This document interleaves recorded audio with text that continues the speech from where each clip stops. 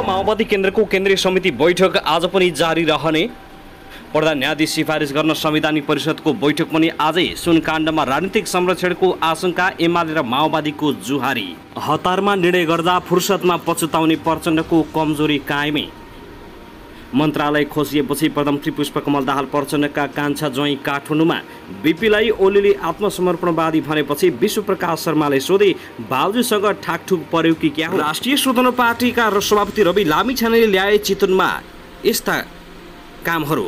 महिलालाई निशुल्क बस, शक्तिखोर पदमपुर हुँदै भरतपुरसम्म चल्ने, महिला मात्रै चढ्न पाउने उक्त बसमा के सुविधा छन् अन्य, यसबारेमा पनि सम्पूर्ण जानकारी। ललित निवास जग्गा प्रकरणमा सिआइबी राडरका व्यापारी बेपत्ता। माओवादीको केन्द्रीय समिति बैठकमा आज विभिन्न विषयमा सवाल जवाफ हुने। माओवादी केन्द्रीय समितिको बैठकमा नारायण काजी श्रेष्ठको छुट्टै मतभेद। प्रधानमन्त्री प्रचण्डलाई ओम प्रकाशको प्रश्न, आफू लगायत माओवादी नेताको सम्पत्ति छानबिन गर्न तयार हुनुहुन्छ? तपाईँका ज्वाइँ छोरा मोगुमा पार्टी बनाउन जान्छन्। सुदूरपश्चिममा 2 मन्त्री र 1 राज्य मन्त्रीले शपथ लिएसँगै सरकारले पायो पूर्णता। नेकपा माओवादी केन्द्रमा प्रधानमन्त्री र मन्त्रीले आफन्त स्वकीय सचिव राखेकोमा विरोध हटाउन नेताहरूको जोरदार माग। थप सङ्कटमा प्रचण्ड। व्यक्तिगत इगोका कुरा छाडेर राष्ट्रिय शक्ति निर्माण गर्नुपर्ने एमाले अध्यक्ष केपी शर्मा ओलीको जोड। अधिवक्ता भगवती पाण्डे प्रहरीको नियन्त्रणमा। धरनामा सहभागी विरुद्ध प्रहरीले गर्यो लाठीचार्ज, 6 जना घाइते। शिवराज भट्ट मन्त्री नियुक्त भएपछि गृह जिल्ला दीपावली रविको रोजगारी घोषणा कसरी आउँछ कार्यान्वयनमा, यसबारे जानकारी।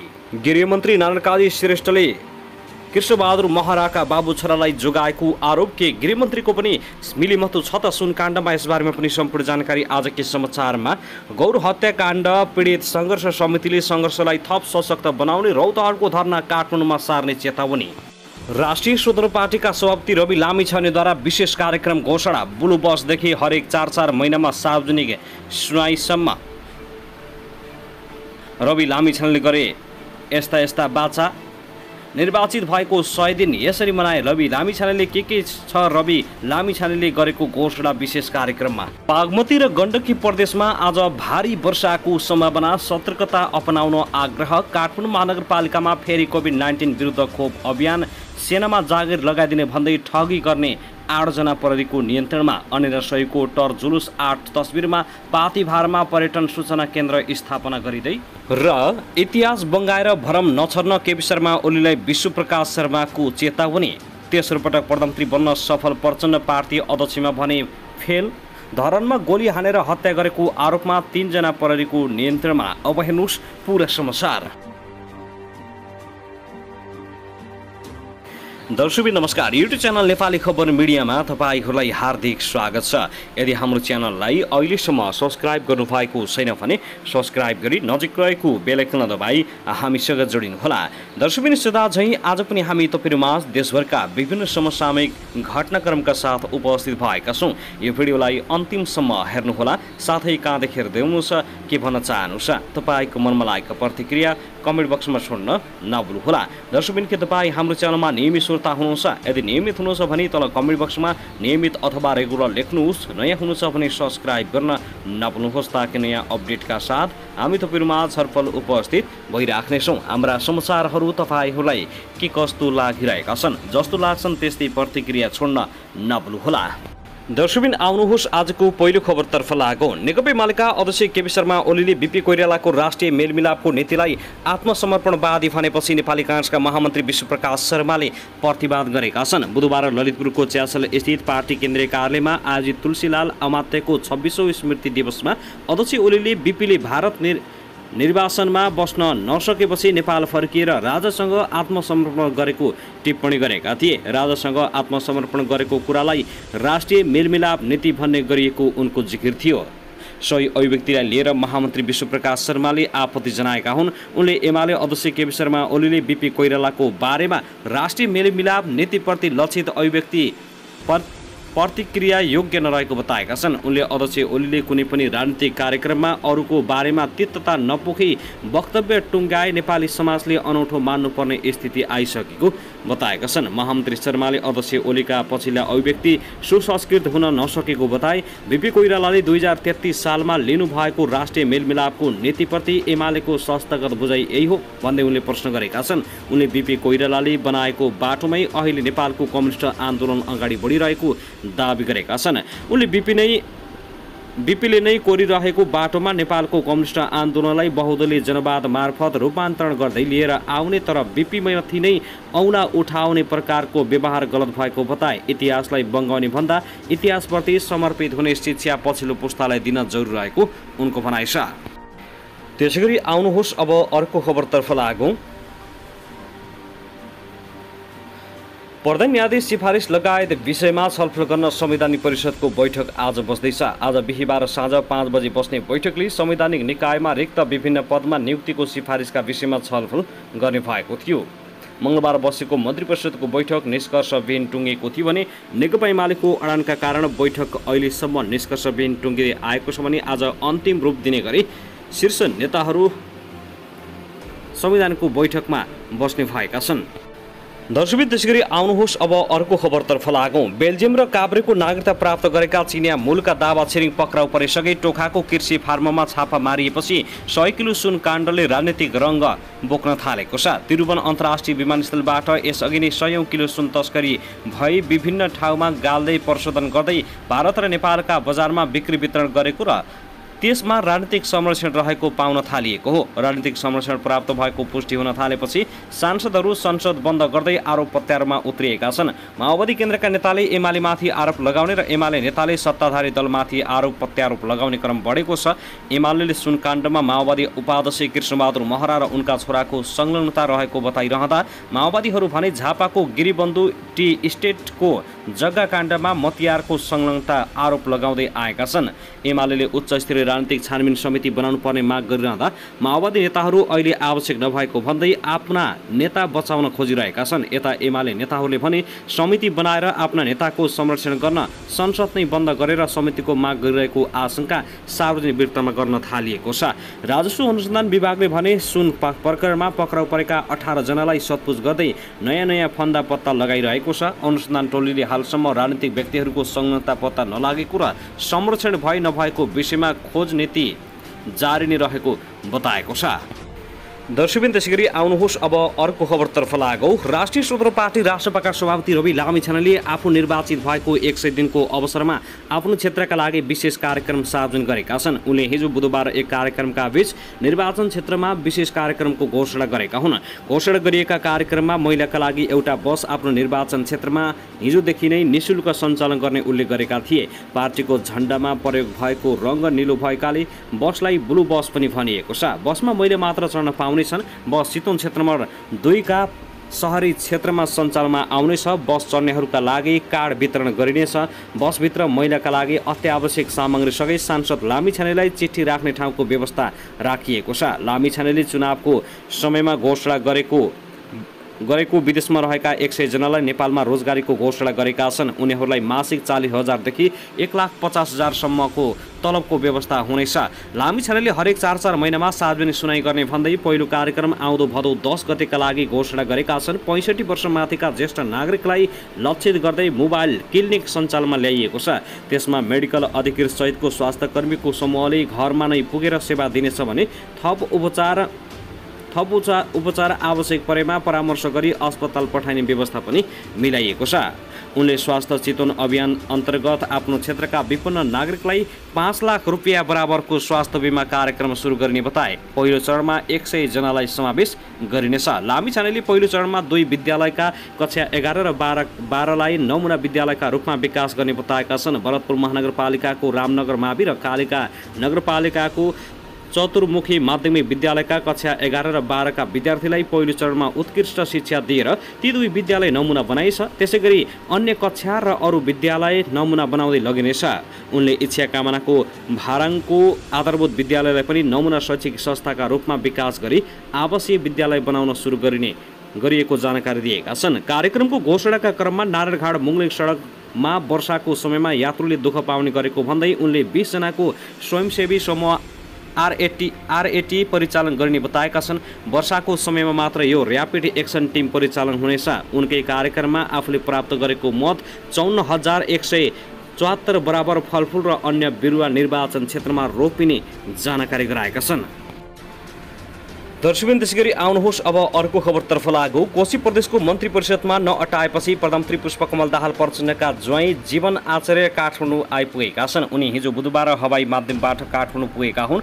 एमाले नेता हिक्मत कार्की नेतृत्वको सरकारमा पर्यटन, वन तथा वातावरण मन्त्री बनेका आचार्य काङ्ग्रेस नेता उद्धव थापा पहिलोपटक मुख्यमन्त्री नियुक्ति हुँदा आर्थिक मामिला तथा योजना मन्त्रालयको जिम्मेवारी सम्हालेका थिए। सर्वोच्च अदालतले थापा नेतृत्वको सरकारलाई अवैठहर गरेपछि सभामुख बाबुराम गौतमले राजीनामा दिएर सरकार गठनमा सहयोग गरेका थिए। सभामुखबाट राजीनामा दिएका गौतम बुधबार आचार्यले सम्हालेको आर्थिक मामिला तथा योजना मन्त्रालय पाएका छन्। गौतमलाई आचार्यको ठाउँमा मन्त्री बनाउन माओवादी नेताहरूले शीर्ष नेतृत्वलाई दबाब दिएको स्रोतको भनाइ छ।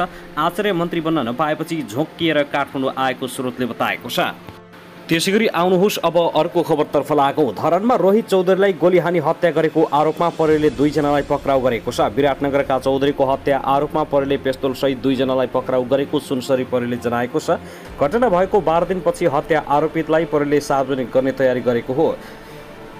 हिजो बुधबार दिउँसो 3 बजे कोशी प्रदेश प्रहरी कार्यालय विराटनगरमा पत्रकार सम्मेलन गरी हत्या आरोपितलाई सार्वजनिक गर्ने तयारी रहेको कोशी प्रदेश प्रमुख विराटनगरका प्रमुख डिआइजी राजेशनाथ वास्तुलालले जानकारी दिए। उनले पत्रकार सम्मेलनमा घटनाबारे जानकारी दिएका छन्। साउन 5 गते चौधरीमाथि धरान इतहरू सडक खण्डको सेउती पुल नजिकै गोली प्रहार भएको थियो। विराटनगरबाट धनकुटाको मूलघाटबाट घुमेर फर्किने क्रममा धरानको जङ्गलमा दाहिने कोखमा गोली लागेको थियो। उनको धरान स्थित बीपी कोइराला स्वास्थ्य विज्ञान प्रतिष्ठानमा उपचारको क्रममा ज्यान गएको हो। दर्शकमानवा, त्यसैगरी आउनुहोस् अब अर्को खबरतर्फ लागौँ। पुष्पकमल दाहाल प्रचण्ड देश विकास गर्ने दृढ सङ्कल्पसहित तेस्रो पटक प्रधानमन्त्री बनेको 7 महिना भइसकेको छ। पहिलो र दोस्रो पटक प्रधानमन्त्री हुँदा राम्रो काम गर्न नपाएको भन्दै यो पटक सशक्त रूपमा काम गर्ने बताएका प्रधानमन्त्री प्रचण्ड आफ्नै पार्टीलाई सशक्त बनाउन फेल भएका छन्। 2064 सालको पहिलो संविधान सभा निर्वाचनमा 120 सिट प्रत्यक्षतर्फ र 100 सिट समानुपातिकतर्फ जित्दै आफ्नो नेतृत्वमा सरकार बनाउन माओवादी सफल भएको थियो। 2070 मङ्सिर 4 मा संविधान सभाको दोस्रो पटक निर्वाचन भयो। प्रत्यक्षतर्फ 26 र समानुपातिकतर्फ 54 सिट गरी कुल 80 सिट जितेको माओवादीले प्रत्यक्षमा 17.79 र समानुपातिकमा 15.21% मत ल्याएको थियो। माओवादी पार्टी तेस्रो स्थानमा खुम्चियो। 2074 को निर्वाचनमा माओवादी केन्द्रले प्रत्यक्षतर्फ 36 स्थानमा जितेको थियो। त्यस यताका निर्वाचनमा भने माओवादी केन्द्र लगातार कमजोर बन्दै गइरहेको छ। गत मङ्सिरमा भएको संसदीय निर्वाचनमा कुनै पनि राजनीतिक दलले एकल बहुमत पाउन सकेनन्, तर पनि 32 सिट ल्याउँदै तेस्रो दल बनेको माओवादीले केन्द्रदेखि प्रदेश सरकारसम्मको नेतृत्व गर्दै आइरहेको छ। पहिलो दल नेपाली काङ्ग्रेस पनि सरकारमा सहभागी बन्दै सत्तापक्ष बनेको छ भने दोस्रो दल नेकपा एमाले केन्द्रदेखि 7वटै प्रदेशमा प्रतिपक्षको कुर्सीमा बसेको छ। तेस्रो दल बनेर पनि केन्द्रदेखि प्रदेश सरकारको नेतृत्व गर्न पाएको माओवादी पार्टीको अवस्था भने चिन्ताजनक छ। संसदीय निर्वाचन सकिएको 8 महिना बितिसक्दा पनि माओवादीले पार्टीको केन्द्रीय विभागहरूदेखि संसदीय दललाई समेत पूर्णता दिन सकिरहेको छैन। पार्टी स्थापना भएको छोटो समयमा नै नयाँ दलहरूले माओवादीको वर्तमान सिट सङ्ख्याको हाराहारी सिट जित्न थालेका छन्। त्यसैले पनि थोरै सिटका बावजुद सत्तामा पुगेका माओवादी अध्यक्ष प्रचण्डले राम्रो काम गरेर देखाउनु छ नै पार्टीलाई बलियो बनाउन पनि आवश्यक छ। यो पटक प्रधानमन्त्रीको रूपमा प्रचण्डको काम र पार्टी दुवै जनताको अपेक्षा अनुसार हुन नसके अर्को चुनावमा माओवादी दलको पत्ता साफ हुने डर प्रचण्डलाई देखिएको छ। यसपटक नै केही न केही सुधार देखिने गरी काम गर्नुपर्ने चुनौतीका बीच नक्कली भुटानी शरणार्थी प्रकरणमा चौतर्फी प्रशंसा बटुलेका प्रचण्डले सुन प्रकरणमा कतै ताली त कतै गाली खाइरहेका छन्। गैर कानुनी रूपमा ठूलो परिणाममा नेपालमा भित्रिएको अवस्थामा सुन समाएको भन्दै प्रशंसा बटुलेका प्रचण्डले संसदमा प्रमुख प्रतिपक्षको विरोध र अवरोध खेप्नु परेको छ। यस प्रकरणमा अब उनले कस्तो भूमिका खेल्छन् भन्ने कुराले उनको तेस्रो कार्यकालका कामको मूल्याङ्कन भएको छ भने सुन तस्करीमा आफ्नै माओवादी नेताहरू नै फसेकाले उनलाई जोगाउन पनि गृहमन्त्री लागि परेको बताइएको छ। दर्शकमानवा, त्यसैगरी आउनुहोस् अब अर्को खबरतर्फ लागौँ। सुनसरीको इटहरीमा लालबहादुर विश्वकर्माले न्याय पाएका छन्।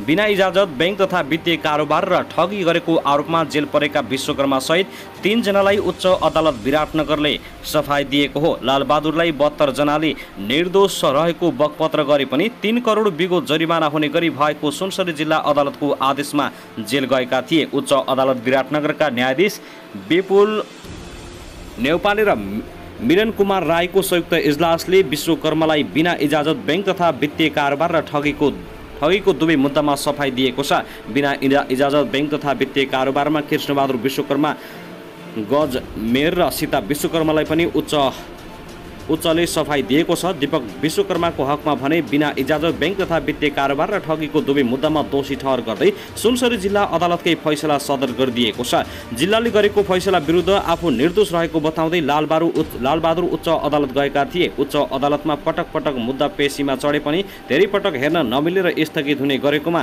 हिजो फैसला आएको हो। दर्शकबिन त्यसगरी आउनुहोस् अब अर्को खबरतर्फ लागौँ।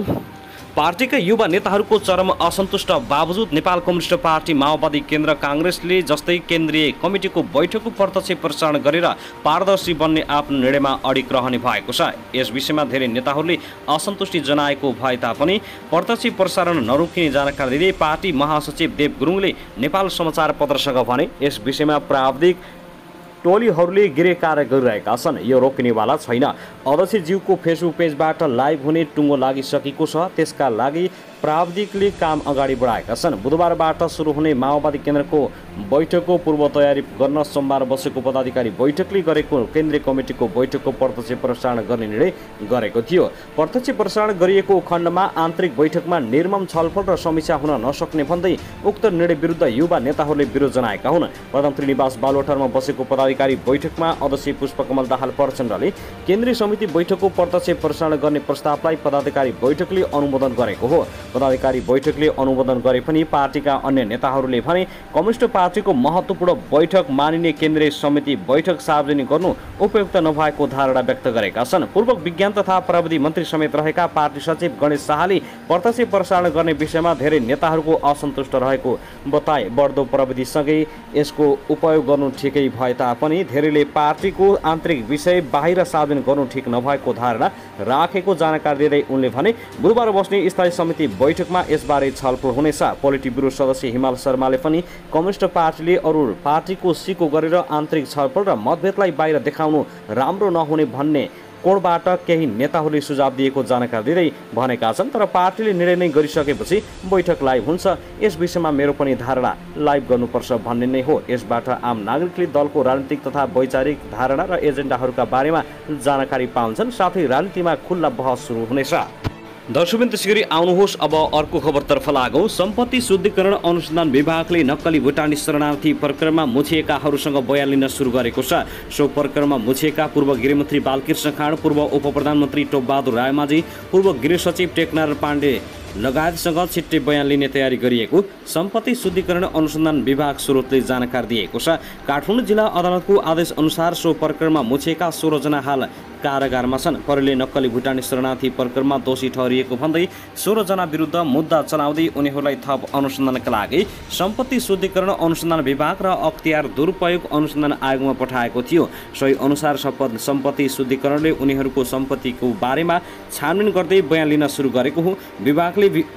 विभागको प्रहरी शाखाका प्रमुख एसपी वसुन्धरा खड्काको नेतृत्वमा ललिता निवास प्रकरणमा मुछिएकाहरूसँग बयान लिन थालेको हो, जस अनुसार एसपी खड्का नेतृत्वको टोलीले सो प्रकरणमा प्रमुख योजनाकार मानिएका सानु भण्डारी र केशव दुलालको बयान लिइसकेको छ। विभागले तुनामा रहेकाहरूलाई आवश्यकता अनुसार विभागमा नै बोलाएर वा कारागारमा नै गएर बयान लिने भएको छ। आरोपितहरू 1 असारदेखि थुनामा रहँदै आएका छन्। प्रहरीले नक्कली भुटानी शरणार्थी प्रकरणमा जोडिएकाहरूले विभिन्न अपराध गरेर धन आर्जन गरेको र त्यसलाई शुद्धिकरण गरेको हुन सक्ने भन्दै उनीहरूको सम्पत्ति छानबिन गर्नुपर्ने ठहरसहित विभागमा छानबिनका लागि पठाएको थियो। सम्पत्ति शुद्धिकरण अनुसन्धान विभागले पनि उनीहरूले चल अचल सम्पत्ति र जायज यथाको बारेमा अनुसन्धान गरिरहेको बताइएको छ। विभागको सो प्रकरणमा मुछिएर थुनामा रहेकाहरू इन्द्रजित राई, आङदावा शेर्पा, शमशेर मिया, सन्दीप लामिछाने, सन्देश लामा, सागर राई, रामशरण केसी, नरेन्द्र केसी, गोविन्द चौधरी, हरिभक्त महर्जन लगायतसँग पनि कर्मश बयान लिनेछ। बयानका क्रममा उनीहरूले सम्पत्ति शुद्धिकरण गरेको देखिए। सम्पत्ति शुद्धिकरण ऐनअनुसार आवश्यक कार्यवाही थालिने स्रोतले जानकारी दिएको हो। दर्शकबिन त्यसगरी आउनुहोस् अब अर्को खबरतर्फ लागौँ। राष्ट्रिय स्वतन्त्र पार्टी रासपाले विदेशमा रहेका नेपालीलाई स्वदेशमै रोजगारीको घोषणा गरेका छन्। पार्टी सभापति रवि लामिछानेले वैदेशिक रोजगारीमा रहेका तर स्वदेश फर्किन चाहनेका लागि 100 भन्दा बढी रोजगारको घोषणा गरेका हुन्। उनका अनुसार विश्वका विभिन्न देशमा रहेका नेपालीले छनौट प्रक्रिया मार्फत स्वरोजगार बन्न सक्नेछन्। सभापति लामिछानेले विदेशी पत्रिका तथा चोकहरूमा विज्ञापन गरे इच्छुक नेपालीहरूलाई फ्री टिकटमा फर्किन आग्रह गरेका छन्। उनले लेखेका छन्, यी विज्ञापनहरू विभिन्न देशका पत्रिका, अनलाइन र चोकमा पसलहरूमा छापिँदैछन्। चुनावमा आफूले बोले अनुसार फ्री टिकटमा नेपालमै फर्किन चाहनेका लागि 100 भन्दा बढी जागिरको व्यवस्था गरेका छौँ, त्यो पनि बिना ढेउवाकै।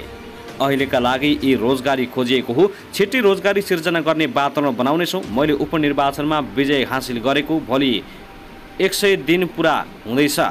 बोलेका थुप्रै काम स्टन्टबारे भोलि दिनभरि विभिन्न कार्यक्रम मार्फत जानकारी दिँदैछु। सभापति लामिछानेले यसअघि निर्वाचनको समयमा फ्री टिकटको व्यवस्था गरी विदेशमा रहेका नेपालीलाई स्वदेश फर्काउने अभियान चलाउने बताएका थिए। साथै रवि लामिछानेले संसद नियमित सञ्चालन हुनुपर्ने बताएका छन्। हिजो मङ्गलबार भरतपुर विमानस्थलमा पत्रकारहरूसँग कुरा गर्दै सभापति लामिछानेले संसद अवरुद्ध गरेर राजनीतिक निकास ननिस्कने बताए। उनले भने पछिल्ला घटनाका विषयमा संसदमा पर्याप्त छलफल हुनुपर्छ। सरकार र गृहमन्त्रीले दिने जवाब चित्त बुझ्दो नभई निकास खोज्नुपर्छ। उनले सुन प्रकरणका विषयमा आवश्यकताका आधारमा उच्च स्तरीय छानबिन समिति र संसदीय समिति बनाउन सकिने बताएका छन्। रासोपाले संसदको बैठक मार्फत सरकारलाई प्रश्न गर्न चाहेको भन्दै उनले सबै कुरा संसदमै छलफल हुनुपर्ने धारणा राखे। सुनकाण्डमा मिलीमतो देखिए पनि ककसको मिलीमतो छ भन्ने कुरा निष्पक्ष छानबिन हुनुपर्ने उनको भनाइ छ। सरकारका काम सुरुवातमा राम्रो भएको तर गतिविधिमा शङ्का उत्पन्न भएको भन्दै उनले मन्थन गर्ने, प्रश्न र जवाब माग्ने र टेबल ठोक्ने ठाउँ संसद मात्रै भएको बताएका छन्। सभापति लामिछानेले संसदमा महत्त्वपूर्ण ऐनहरू अड्केर बसेको भन्दै जनजीविकाका सवालमा संसदबाट महत्त्वपूर्ण निर्णय गर्नुपर्ने आवश्यकता रहेको बताए। चितवन 2 का सांसद समेत रहेका लामिछानेले आफू निर्वाचित भएको 100 दिन पुगेको अवस्थामा चितवनमा बुधबार विशेष प्याकेजका कार्यक्रमको घोषणा हुने बताए। उनले आफ्नो निर्वाचन क्षेत्रलाई देशकै मोडलको रूपमा विकास गर्न लागेको भन्दै नागरिकलाई राहत दिने योजना ल्याइने समेत बताएका छन्।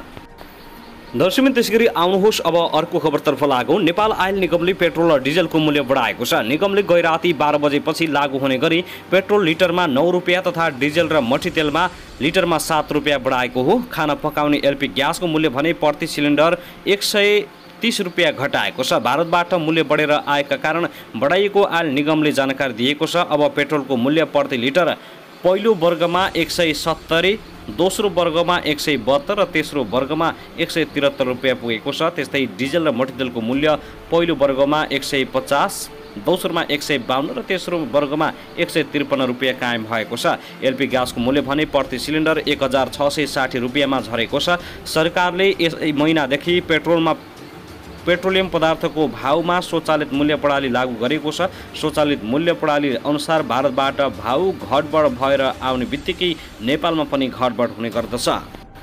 दर्शकबिन त्यसैगरी आउनुहोस् अब अर्को खबरतर्फ लागौँ। राजधानीको न्यू रोड स्थित मासा गल्लीमा 55 वर्षीय पुरुषको आत्महत्या प्रकरणको प्रहरीले अनुसन्धान थालेको छ। प्रहरी नायब उपरीक्षक भेषराज रिजालको कमान्डमा 12 जनाको प्रहरी टोली घटनास्थल खटिएर अनुसन्धान सुरु गरेको जिल्ला प्रहरी परिसर काठमाडौँले जनाएको हो। प्रहरीका अनुसार 55 वर्षीय सञ्जय गुप्ताले हिजो मङ्गलबार आफ्नै घरको 8औं तलाको छतबाट हाम फालेर आत्महत्या गरेका हुन्। घटना लगतै उनलाई वीर अस्पताल लगे पनि चिकित्सकले मृत्यु भइसकेको पुष्टि गरेका थिए। उनको शव अहिले परीक्षणका लागि त्रिवी शिक्षण अस्पतालमा पठाइएको छ। उनले घरको छतबाट हाम फालेर ज्यान फाले भन्ने अनुसन्धान गरे भन्ने बारे खोजबिन भइरहेको प्रहरीको जनाइ छ। उनी व्यापारी समेत रहेको खुलेको छ। उनको न्यू रोड क्षेत्रमै कपडाको व्यापार समेत रहेको बताइएको छ। दर्शक महानुभाव, त्यसै गरी कोशी प्रदेशका सभामुख बाबुराम गौतमले पदबाट राजीनामा दिएका छन्। मङ्गलबार गौतमले उपसभामुख सिर्जना बनुवारलाई इमेल मार्फत राजीनामा पठाएको उच्च स्रोतले जानकारी दिएको छ। गौतम तत्कालीन प्रदेश नम्बर 1 को सभामुखमा गत पुस 28 गते प्रदेश सभाबाट निर्विरोध निर्वाचित भएका थिए। गत असार 21 गते नयाँ मुख्यमन्त्रीमा काङ्ग्रेस नेता उद्धव थापाले समर्थन गरेपछि तीव्र आलोचनाको शिकार भएका गौतम सर्वोच्चले आफ्नो कदम असंवैधानिक ठहर गरेपछि अदालतहरूसँग सहकार्य गरेर अगाडि बढ्ने बताउँदै आइरहेका थिए। तर नयाँ सरकारमा दाबी गर्न बहुमत जुटाउन नसकेपछि सत्ता गठबन्धनले उनलाई राजीनामा गराएर आज मुख्यमन्त्री दाबी गर्ने तयारी गरेको छ। कुनै पनि हालतमा राजीनामा नदिने अड्डी कसेका गौतमलाई केन्द्रीय नेतृत्वले बारम्बार राजीनामा दिन दबाब दिएपछि बाध्य भएर राजीनामा दिएको माओवादी केन्द्रका एक नेताले बताएका छन्। उनलाई सरकारमा मन्त्री बनाउने शर्तमा राजीनामा दिन मनाइएको गठबन्धनका नेताहरूले बताएका छन्। 93 सदस्यीय प्रदेश सभामा बहुमतका लागि 47 मत आवश्यक छ।